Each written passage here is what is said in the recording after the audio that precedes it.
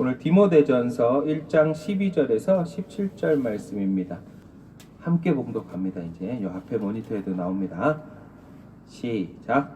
나를 능하게 하신 그리스도 예수 우리 주께서 내가 감사함은 나를 선택이 맡기심이니 확실한 잠깐 맞아요? 확실한 변화가 왜 들어갔죠? 그게 이상해요. 시작. 내가 전에는 비방자요 박해자요 폭행자였으나 도리어 긍휼을 입은 것은 내가 믿지 아니할 때 알지 못하고 행하였음이라. 우리 주의 은혜가 그리스도 예수 안에 있는 믿음과 사랑과 함께 넘치도록 풍성하도다. 미쁘다 모든 사람이 반할 만한 말이여 그리스도 예수께서 죄인을 구원하시려고 세상에 임하셨다 하였도다.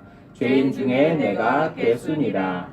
그러나 내가 긍휼을 입은 까닭은 예수 그리스도께서 내게 먼저 일체 오래 참으심을 보이사 후에 주를 믿어 영생을 자를 도움이 되게 하려 하심이라.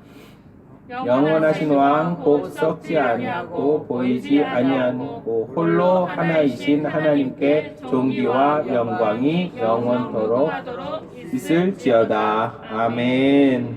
아멘. 자, 오늘 제목은요 확실한 변화예요. 아까 중간에 갑자기 변화가 오타가 딱 들어가 있었네요. 확실한 변화. 제목에서 오늘 말씀에 이제 모든 내용이 다 나오죠. 확실한 변화. 여러분들의 삶이 예수님 만남과 만나기 전의 모습과 변화가 이루어진 것이 혹시 느껴지십니까? 내가 예수님을 만나고 예수님 만나기 전에 이랬던 사람이었는데 예수님을 만나고 나니까 이렇게 변했다. 혹시 그런 변화가 있으십니까? 그렇다 그러면 여러분들의 마음속에 예수님이 오신 거죠. 자, 오늘 본문에서 이렇게 보면 말씀을 보면 바울의 입장에서 생각을 할 때 예전에 모르고 자기 행동이 하나님의 일인 줄 알고 막 그리스도인들을 핍박하고 다니던 모습들이 있어요. 그때 정말 열심으로 한 거죠. 그것이 진짜인 줄 알고 그것이 진짜 복음인 줄 알고 그렇게 행해 왔다라는 거죠. 우리들의 삶 속에서도 마찬가지예요. 우리들이 알고 있고 우리들이 갖고 있는 그런 모든 것들이 마치 그것이 진짜인 것처럼 착각하며 나갈 때가 있다라는 거예요. 그런데 어떠한 진실을 마주하게 되면 그것이 깨지고 변화되어야 생활에 맞게 들어가는 거죠. 그런데 많은 사람들이 그것을 못하고 있다라는 거죠. 왜요? 조그마한 자기 자존심 때문에 그런 거예요. 저 사람이 말하는 게 맞는데 내가 굽히지를 못하겠는 거예요. 내가 갖고 있는 그 모든 것이 틀렸는데도 불구하고 못 바꾸는 거예요. 왜요? 그동안에 해왔던 모든 것들이 한순간에 다 무너지는 것처럼 느껴지는 그런 자존심 때문이다라는 거죠. 그러나 그것이 무너지는 것이 아니고 새롭게 다시 나가는 것임에도 불구하고 그것을 하지 못한다라는 거죠. 바리새인들도 그랬고 율법자들도 그랬다라는 거죠. 그래서 예수님을 인정하지 못하고 예수님을 핍박하기에 이르렀던 것이죠. 바울은요, 그 반면에 그 모든 것들, 예수 믿는 사람들을 그토록 괴롭히던 그 사람이 예수님을 진짜 만나고 나서 180도 확 변했다라는 거예요. 누구든지 바울이 어떤 사람이라는 걸 알죠. 얘가 이랬던 사람이라는 걸 알고 있다라는 거예요. 그런데 이렇게 변했다라는 것은 고개를 갸우뚱하면서 진짜 변했을까? 진짜 저렇게 변해서 저렇게 움직이고 있는 걸까? 라는 생각을 할 것이다. 그 정도의 의문이 갈 정도로 여러분들의 변화가 일어나야 한다는 거예요. 내가 예수님을 믿으면 내 제일 가까운 사람한테 우리 사람이 바뀌었네? 라는 소리를 들을 수 있어야 된다. 너무 예수님을 일찍 만나셔갖고 이제 점점 무뎌진 생활을 하고 계시는 건 아닌지 예수님은 맨날 만났으면 좋겠다라는 거죠. 한번 만나고 집에 모셔다 놓고 있는 게 아니라 한번 만나고 예수님 딴 일 보세요. 저는 제일 볼게요. 이게 아니라 그냥 가끔 만나서 친구들끼리 이야기하고 헤어지는 그런 관계의 예수님이 아닌 진짜로 내 안에 함께 동거동락할 수 있는 예수님이 안에 계시다 그러면 매일 변화된 삶이 보여져야 한다라는 거예요. 부담이 되나요? 그러려고 노력을 해야 한다라는 거예요. 사람이기에 똑같을 수도 없고 사람이기에 완벽할 수 없음을 우리는 인정한다라는 거죠. 그러나 우리는 끊임없이 예수님과 동행하기 위해, 하나님의 말씀을 듣기 위해, 하나님과 동행하기 위해 끊임없이 노력을 해야 한다라는 것을 이야기하고 싶은 거죠. 이 앞에 있는 목사도 뭐 그렇게 100% 완벽하게 하고 있다라고 해서 이 말씀을 전하는 것이 아니라 저에게도 이 말씀을 주시는 말씀이다라는 거죠. 너가 나와 예수님이라는 사람, 예수님이라는 그 분과 함께 가고 있는지 안 하고 있는지를 자꾸 찔러주시더라라는 거죠. 네가 이 설교를 할 때 너는 같이 가고 있느냐라고 저한테도 대묻고 있는 것이다. 제가 이 앞에서 잘해서 설교하는 것이 아니라 함께 가자. 함께 예수님을 더 동행하자. 예수님을 내 안에 모시자라는 마음으로 말씀을 전하고 있는 겁니다. 예전에 무지막지하게 살았던 그 과거를 알고 있는 자들이 많이 있어요. 막 정말로 그러다가 이제 나이가 들어서 소통이 안 되다가 나이가 들어서 만나게 되는 뭐 동창회, 무슨 동문회 막 이런 것들로 인해서 가끔 연락되는 사람들이 있어요. 근데 그런 사람들이 이제 연락되면서 나 이제 목사 됐어 얘기를 하면 웃죠. 네가? 정말? 이렇게 그런 변화가 있어야죠. 왜요? 어떻게 살았는지 어렸을 때 어떻게 살았는지 다 알잖아요. 그 예수님 믿으니까 제가 변했네? 라는 소리를 들을 수 있어야 된다. 그런 와중에 정말로 하나님을 만나고 예수님을 만나면 거기에서 끝이는 것이 아니라 계속 그들에게 다른 모습이 비춰지고 향기가 나야 한다라는 거죠. 철부지 어렸을 때 그저 노는 것이 좋고 밤새 놀고 학교에서는 자고 막 그렇게 했던 것이 선생님한테도 뭐 반항하고 막 이렇게 했던 것이 또 주변 친구들에게는 쟤는 노는 애, 일명 말하는 랄라리 막 이렇게 인식이 되었던 것 같아요. 다 크고 나서 이제 40대 후반이 돼서 이렇게 연락을 하고 그러면 그랬던 네가, 그랬던 너가 어떻게 그럴 수? 그럼 웃으면서 한마디 하는 거예요. 예수님 믿으니까 그렇게 되더라. 이게 전도하기가 훨씬 좋다라는 거죠. 그 친구들이 과연 나의 모습을 알고 내가 그렇게 던진 말을 듣고 예수님을 믿을지 안 믿을지는 하나님이 하시는 일이고, 그렇게 우리는 예수님을 증거할 수 있는 변화된 모습이 있어야 된다라는 거죠. 향기를 나타낼 수 있어야 된다라는 거예요. 바울은 어땠을까요? 끊임없이 핍박만 하다가 이제는 다시 그 핍박하던 예수님을 증거하는 모습으로 변해져 있다라는 거죠. 그러고 나서 그렇게 자꾸 하나하나 바꿔가는 것.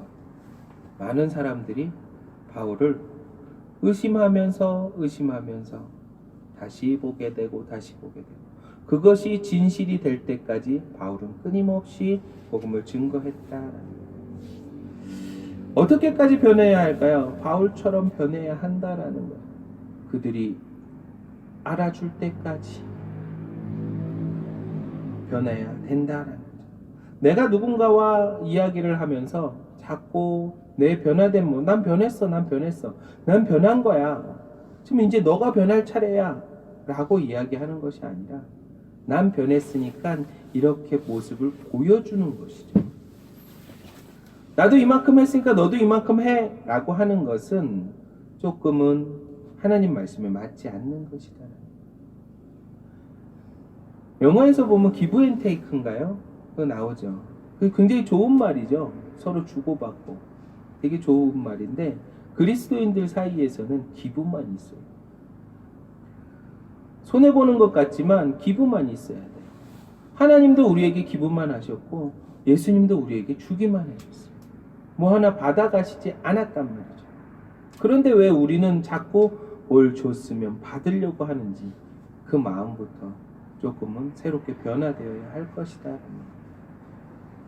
주기만 합시다. 어렵지만 저도 주기만 하지는 못하는데 어렵더라라는 거죠. 바울도 그렇게 변화돼서 어떻게 됐어요? 주기만 하잖아요. 복음 말씀을 들고 주기까지 충성하면서 주기만 하잖아요. 저와 여러분들도 그렇게 주기만 하는 여러분이 되시기를, 저와 여러분 되시기를 예수님으로 축원합니다. 자, 이제 말씀을 보겠습니다. 바울은 그리스도인들을 핍박하면서도 자기는 하나님의 일꾼으로서 자부심을 가지고 살았어요. 그러나 그것은 죄인보다 더 못한 괴수라고 자신의 잘못을 회개한다. 그 대목이 나오죠. 그죠? 자, 12절을 세 번역으로 보면 이렇게 나와 있어요. 나는 나에게 능력을 주신 우리 주 그리스도 예수께 감사를 드립니다. 주님께서 나를 신실하게 여기셔서 나에게 이 직분을 맡겨 주셨습니다. 내가 받은 직분에 대해서 굉장히 사명감을 갖고 있다라는 거죠. 아, 나에게 주신 사명이 이겁니다 하고. 저와 여러분들의 사명은 무엇일까요? 복음 증거하는 거예요. 예수님 잘 믿고 복음 증거하는 거죠. 목사만 복음을 증거하는 것이 아니고 전도사만 복음을 증거하는 것이 아니라 여러분들에게 예수님이 직접 명령하신 것이다 라는 거예요. 그럼 여러분들이 복음을 증거해야 될 곳이 어디 있을까요? 여러분들도 사명자입니다. 여러분들 직장에서, 여러분들 가정에서, 또한 주변 이웃에게 여러분들이 변화된 모습으로 예수님의 향기와 빛을 발할 수 있어야 된다라는 것을 이야기하는 거예요. 바울은 이렇게 사명감을 갖고 예수님의 그 복음을 증거하고 다니고 있었다라는 거죠. 자, 세 번째는 13절은 어떻게 이야기해요? 내가 전에는 회방자요 박해자요 폭행자였습니다. 그러나 그러한 행동은 내가 믿지 않을 때에 알지 못하고 한 것이므로 하나님께서 나에게 자비를 베풀어 주셨습니다. 자, 믿지 않고 예수님을 모를 때 했던 행동들을 회개하고 있다라는 거죠. 그때는 내가 몰라서 그랬어요. 그런데 하나님이 용서해 주셨어요. 라고 얘기하는 거예요. 근데 여러분들 이제 믿고 있잖아요. 그죠? 믿고 있는데 그렇게 행하지 못하고 있다라는 것은 하나님의 마음에 못을 박는 것과 똑같은 행동들이다라는 거예요. 바울은 자기 자신을 철저히 어땠던 사람이다 이야기하면서 회개를 하고 있다라는 거예요. 저와 여러분들은 어떻게 회개를 하고 있나요? 나의 모난 부분은 좀 감추고 회개하고 있지 않나요? 저는 설교를 하면서 제가 살아온 인생들을 조금 많이 이렇게 섞어서 이야기를 합니다. 그러다 보면 이제 계속 제 설교를 듣다 보면 제가 어렸을 때 어떻게 살았으며 어떻게 놀았으며 했던 것까지 다 알 수 있을 거예요. 많은 사람들이 그런 모습들을 감추고 살아가려고 한다라는 거죠. 근데 하나님 앞에 감출 수 있는 게 있나요? 없다라는 거죠. 하나님 앞에 잘못을 고하는 건 낱낱이 회개를 하는 것이 진짜 하나님이 기뻐하시는 행동이다라는 거예요. 그런데요, 이것을 하지 못하는 사람이 있어요. 잠깐 디모데전서 1장 19절에서 20절까지 한번 나올까요? 여기에 보면은 사탄에게 넘겨준 사람이 나와요. 믿음과 착한 양심을 가지라. 어떤 이들은 이 양심을 버렸고 그 믿음에 관하여 파선하였느니라. 그 가운데 후메네오와 알렉산더가 있으니 내가 사탄에게 내준 것은 그들로 훈계를 받아 신성을 모독하지 못하게 하려 함이다라는 거예요. 자, 이거는요, 이 두 사람은요, 예수님을 알고 있는 거예요. 알고 있음에도 그렇게 하지 못하고 있기에 내버려 둔 것이다라는 거죠. 자, 저와 여러분들도 예수님을 알고 있어요. 그런데 예수님에 대해서 잘못 피역하기 시작을 하면 여러분들도 저도 사단에게 내어줄 수 있다라는 거죠. 무서운 말씀이에요. 줄곧 우리가 배운 것은 한 번 구원은 영원한 구원이다 해서 너가 교회 나왔으니 이제 예수님 믿겠다 한마디 했으니 너는 계속 구원 받은 거야 라고 이렇게 설교하시는 분들도 있어요. 그러나 성경 어디에서도 계속 보면 자꾸 구원을 만들어가라, 구원을 지키라, 구원을 완성하라 이렇게 이야기를 하거든요. 그러니까 우리가 천국 갈 때까지 우리의 모난 부분들을 계속 깨고 치고 갈고 닦아서 하나님의 백성이 되어야 천국에 가는 거죠. 아멘? 네. 근데 많은 사람들이 난 구원 받았어. 자부심을 갖고 있다는 거예요. 그게 이제 또 삐딱하게 나간 구원파 같은 경우에는 몇 월 며칠 몇 시에 나는 구원 받았어까지. 그게 구원이 네가 그걸 모르면 구원 받은 게 아니다라고 그 숫자에 또한 관념을 중점을 막 두고 이야기를 한다. 하나님의 말씀은요 구원을 이루어가는 거예요.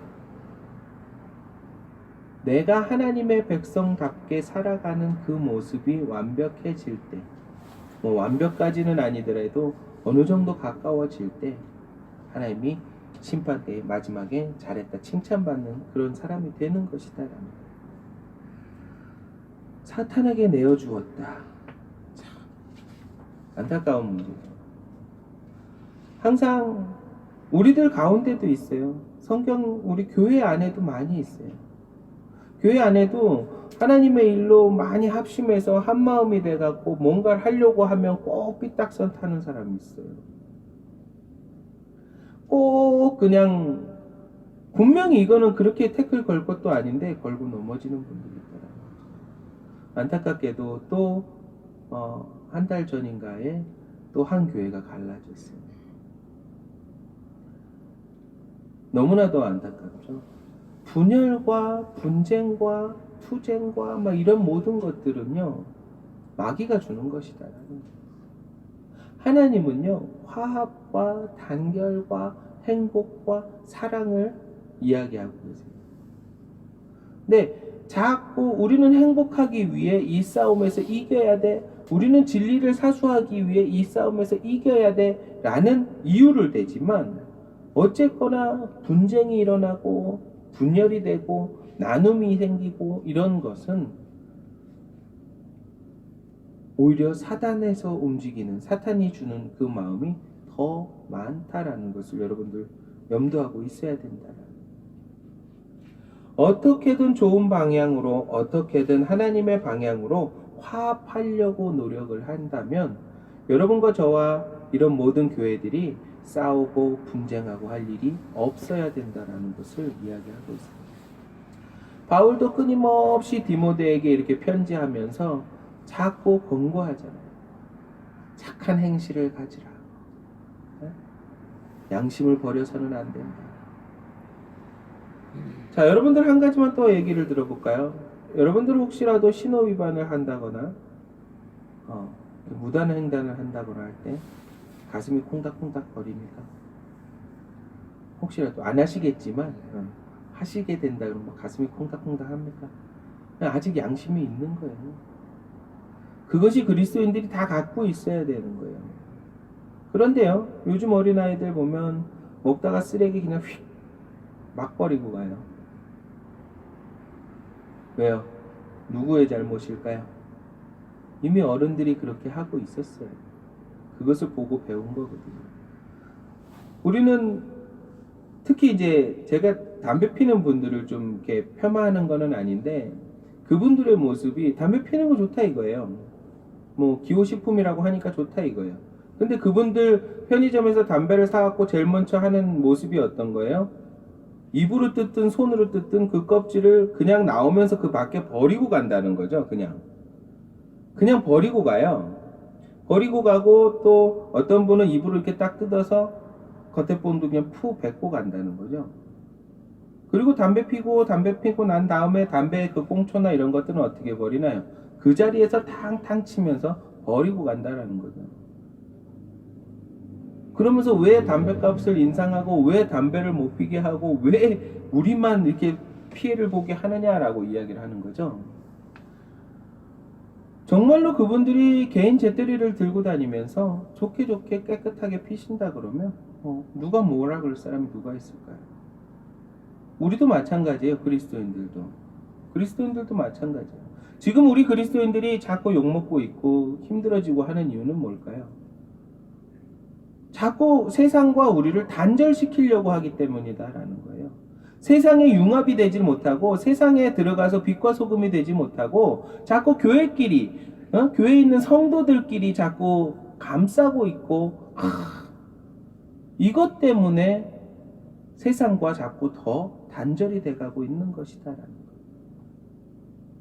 어쩌면 사단은요, 교회 안에 침투해서 이것을 더 조장하고 이것을 더 만들어서 교회가 세상에서 분리되게끔 만들고 있는 걸 수도 있어요. 여러분들 명심하셔야 될 것은 우리가 세상의 빛과 소금이 되어야 한다라는 거죠. 세상에게 칭찬받고 있는 그리스도인이 되어야 한다라는 거예요. 세상에서 정말로 그 그리스도인들은 정말 잘하고 있구나. 정말 저 사람들은 뭐 그냥 놔둬도 법 잘 지키는 사람들이야 라는 소리를 들어야 된다라는 거죠. 교회 안에서 집사님, 권사님, 장로님, 목사님 이 사람들에게 아이고 잘합니다 잘합니다 이 소리를 듣자는 게 아니고 세상에서 그 소리를 들어야 한다라는 거예요. 그리스도인의 몸으로 확실히 변화되어야 된다라는 거죠. 안타까운 거예요. 나는 믿고 있으니까 너희들은 안 믿으니까 죄인이야 이렇게 바라보는 시선은 틀렸다라는 거죠. 죄인과 죄인이 아니다라는 하나님이 결정하는 거예요. 그러면 우리는 그 세상에 죄인들이라고 우리가 말하고 있는 그 세상 속에 들어가서 빛이 되어야 된다. 근데 그리스도인들이 빛이 되질 못하고 있어요. 안타까운 거죠. 소금의 역할을 하지 못하고 있다는 거예요. 왜요? 그냥 우리끼리.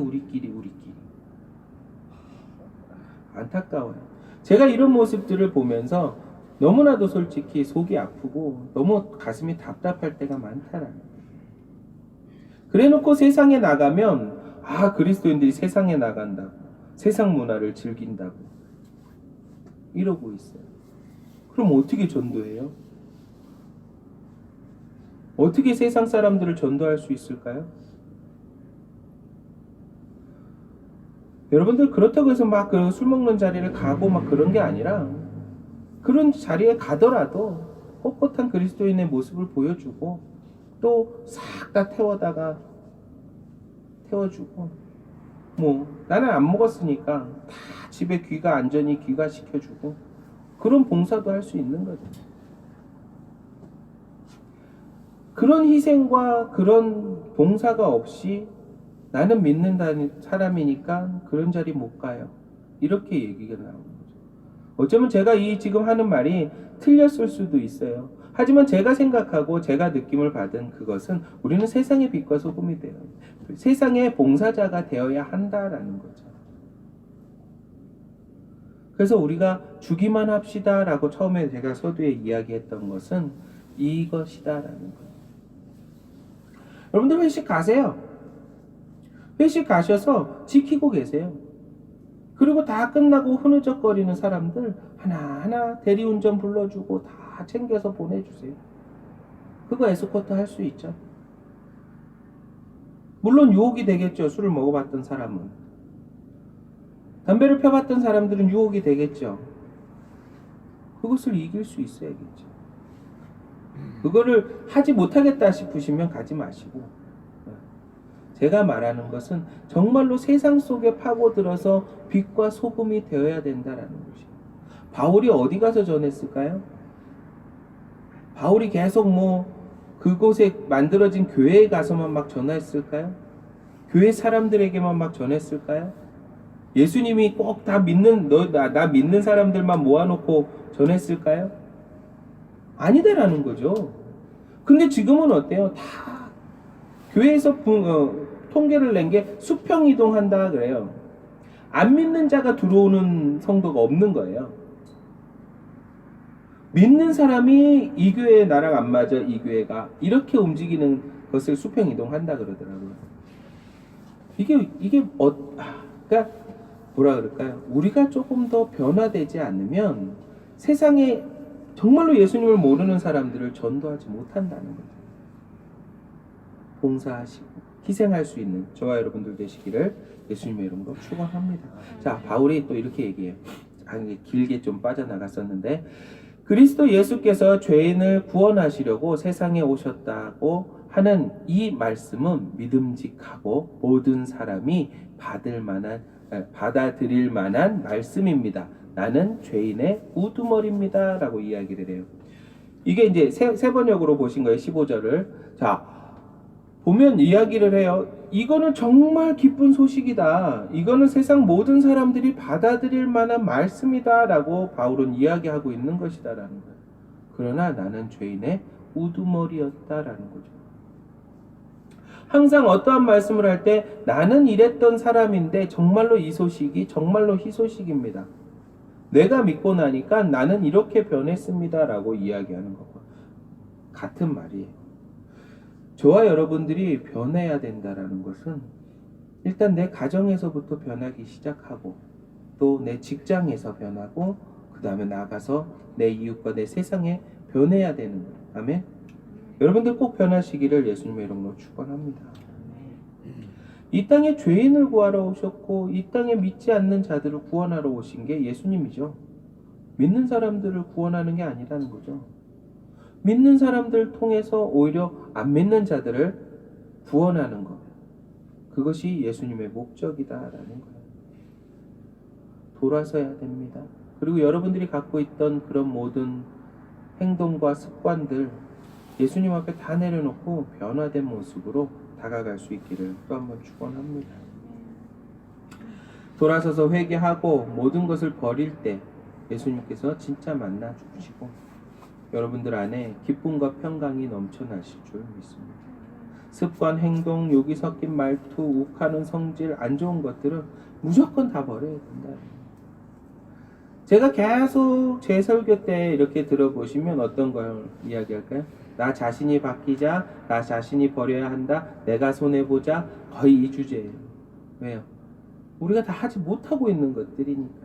머리로는 알고 있는데 몸으로 행동을 하지 못하는 것이기 때문에 자꾸 설교를 하는 거예요. 성경 말씀에 나오는 모든 사람들은요, 다 자기 희생을 했다라는 거죠. 자기 것을 다 버렸다라는 것이에요. 우리는 그런 말씀을 읽으면서 내 거는 안 버리려고 하고 있는 것이 문제라는 거죠. 버리시기를 또 한번 축원합니다. 아멘. 나는 어릴 때부터 이 성격을 가지고 그대로 타고나서 못 바꿔. 말도 안 되는 겁니다. 바꿀 수 있습니다. 예수님 진짜 만나면 바뀝니다. 아멘. 그 생활 문화 이런 모든 것들을 싹 다 바꿀 수 있습니다. 바꿀 수 있다라고 믿고 기도하시기 바랍니다. 아멘. 이제 요거 마저 읽고 마무리 말씀하겠습니다. 그러나 하나님께서는 나에게 자비를 베푸셨습니다. 그 뜻은 그리스도 예수께서 끝없이 참아주심에 보시죠? 끝없이 참아주셨다라는 표현을 하셨어요. 끝없이 참는데 우리는 못 참죠. 예수님은 그런 분이다라는 거예요. 끝없이 참아서 사울을 바울되게 한 사람이 예수님이다라는 거죠. 그런 예수님을 우리가 믿고 있고 우리가 그렇게 배웠고 우리가 그렇게 참아가야 된다는 거죠. 근데 내 안에 이 부글부글거림과 이 모든 것들이 쉽게 참지 못해요. 우리 어제도 이제 저희 일하시는 분과 이야기를 하면서 저도 막 서운함이 올라오고 막 그런 적이 있어요. 나중에 또 한번 이야기를 할게요. 항상 내 안에 부글부글거림을 잠재울 수 있는 것은 성령님이 계셔야 된다는 거죠. 내 안에 성령님이 계시고 내 안에 예수님이 계시면 부글부글거림을 낮출 수가 있습니다. 여러분들 항상 늘 기쁨이 되시고 화평이 되시고 평강이 되시기를 예수님 이름으로 축원합니다. 말씀을 맺겠습니다. 하나님께서 우리를 창조하시고 우리를 만드시고 이곳에서 이렇게 살아갈 수 있게 하신 주된 목적 뭘까요? 하나님을 예배하고 하나님을 찬양하고 하나님을 기쁘게 하기 위해서예요. 다른 목적이 없어요. 그것이 하나님이 우리를 세운 목적이에요. 내 사랑하는 자들이 나를 찬양하고 나를 기뻐하고 나를 좋아하고 나랑 대화하기를 원해서 만드신 거예요. 아멘. 그거에 맞게 우리는 변해가야 한다라는 거죠. 너무나도 이렇게 딱딱해지나요, 그러면? 아니요. 하나님께서는 그 목적 말고는 없어요. 나를 좀 사랑하자. 하나님 네 나를 좀 사랑해라. 나만 바라봐라. 딴 사람 보지 마라. 자, 남녀가 연애를 해요. 남자가 딴 데를 봐요. 한 대 맞죠? 그거예요. 하나님은 그거예요. 단순해요. 그냥 너 나만 사랑해주면 안 될까? 어려운 거 아니잖아요. 그냥 그 사람만 사랑하면 돼요. 그것이 하나님의 뜻이고 목적이다. 여러분들 하나님만 사랑하시기를 예수님의 이름으로 축원합니다. 여러분들이 변화되기를 전 진짜로 예수님을 모시고 변화된 모습으로 세상에 나가시기를 예수님의 이름으로 축원합니다. 우리 말씀을 생각하면서 또 잠깐 기도하겠습니다. 내가 변해야 될 게 무엇일까? 내가 버려야 될 게 무엇일까? 정말로 하나님께서 나를 이렇게 다듬어 가는데 내가 더 버릴 것이 무엇일까? 이 시간 잠깐 기도하겠습니다. 주님과 함께하는 이 고요한 시간, 주님의 보좌 앞에 내 마음을 쏟네. 근거하시는 주님께 감출 건 없네. 내 맘과 정성 다해 주 바라나이다.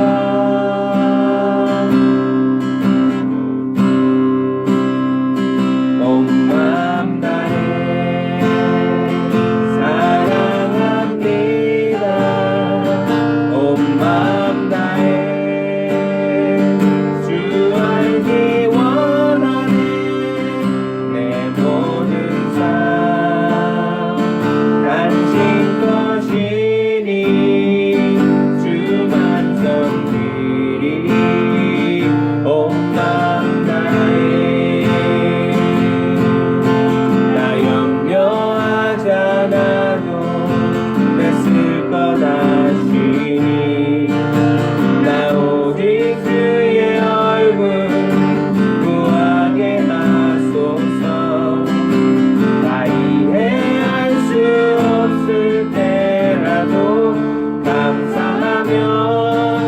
날마다 순종하며 주 따르오리라.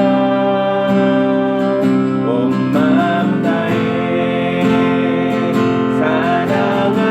사랑합니다.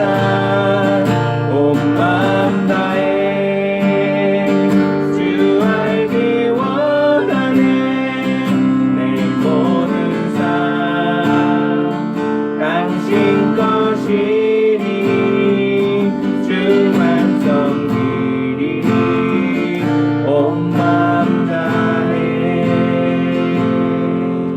아멘. 주만 섬기시기를 약속합니다. 아멘.